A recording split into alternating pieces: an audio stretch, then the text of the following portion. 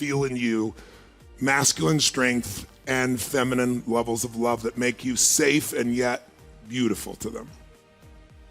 You will never be hurting for that. And I know you're obsessed with this woman, but another reason you're obsessed with this woman, you have so much beautiful chemistry with her. But if you love someone, and I believe you do love her, love is not a selfish thing. And part of your growth as a man, and I would never be derogatory and say you're just a boy, but you have some of the best qualities of a boy. It's one of the things women love, but they also want a man. And really being a man is your ability to die for someone you love. And this feels like you're dying, but you're not. You're growing. And if you love her as much as I believe you do, you should give her the freedom she desires, because it's what you would want as a would. And let her explore what she needs with total love that you have. You couldn't take it away. You wouldn't. And maybe live in the mystery that you don't like, but you need. The mystery of what will be next. I can tell you with absolute certainty, what's next is always better. Because you're going to continue to grow, and so is she. And so your relationship with her is infinite. It's eternal. It will never go away. You have too strong a bond. But if you love someone completely, you'll give her what she needs, even if it hurts initially. And the hurt will go away because you'll realize you actually need something also, but you can't see it because you've been more addicted to certainty. You want certain love. What happened, Dano, if you flew to go see her wherever she is and surprised her, which might freak her out a little bit, but you made it really clear, I've not come here to do anything but to tell you I'm so sorry. And what we just did is called Ho'oponopono, if you're not familiar with it.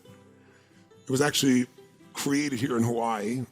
And there was a man here in Hawaii who's a psychiatrist who worked in the Hawaiian mental hospital here, which about 20 years ago was brutal. In fact, many people, they put the criminally insane there. And so the worst characters in the world would go there, and they started attacking and hurting the staff, which rarely happens in a medical institution because usually it's so medicated that can't happen, but it happened here. And so they had a hard time finding a psychiatrist to come, and they hired this man who was a psychiatrist but studied this ancient component of Ho'oponopono. And all Ho'oponopono is you're saying those 4 sentences: I love you, I'm sorry, please forgive me, thank you. And what you're doing by saying it is clearing what's going on. It's energetic.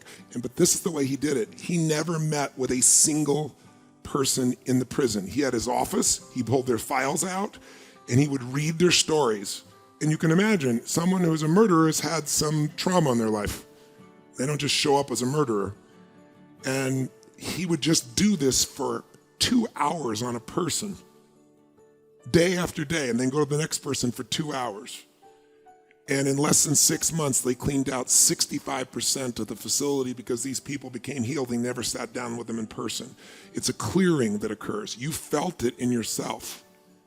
You can create that clearing with someone else. It's one of the most powerful things that Sage and I do with each other, and we do have couples do together. I would go and just say to her, I have been so blind. I am here to say, I love you. I'm sorry. Please forgive me. Thank you. You look into her heart and soul and you say to her, this is not a game. I'm not trying to get you back. You deserve whatever you want. I want to be with you every moment. But if you don't, I love you too much to try to constrict you. So I'm going to respect your wishes. And I'd love to make love. I'd love to be with you. And if you go on somewhere else, I'm always here. I will always be here for you. And I hate to go be with someone else. But I'm respected where you are, and you're going to do what you're going to do, but I am here always for you. That's my love for you. And then you don't manipulate, you don't try to get her to do anything, you don't try to bring her back, you don't do anything. You truly give her freedom from the place that comes from unconditional love. That'll f her up. She won't expect it from you. And you need to authentically own what you've f***ed up on in the past, not like as a broken man who showed up here, but as the man you are right now who's truly whole. Who'd still prefer. You're really telling me your preferences. Your preferences is to have her there every moment. It's not required, it's a preference. It's really important because we make our preferences life and death. Because right now, you figured out meet all your needs you thought through one person, but you really didn't. You met many of your needs through your children, you met many of your needs through your work, you met many of your needs through your friendship, you made many of your needs by being in Hawaii. And you've convinced yourself now because you're losing it that that's the source of all your needs. And I'm here to tell you that's just not true. That's your addiction right now. So break your addiction with love.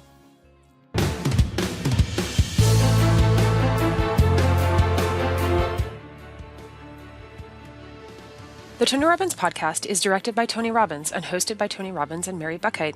Anna York is the executive producer and steps in as occasional host. Digital editing by Jamie Carvajal and Adriel De La Torre.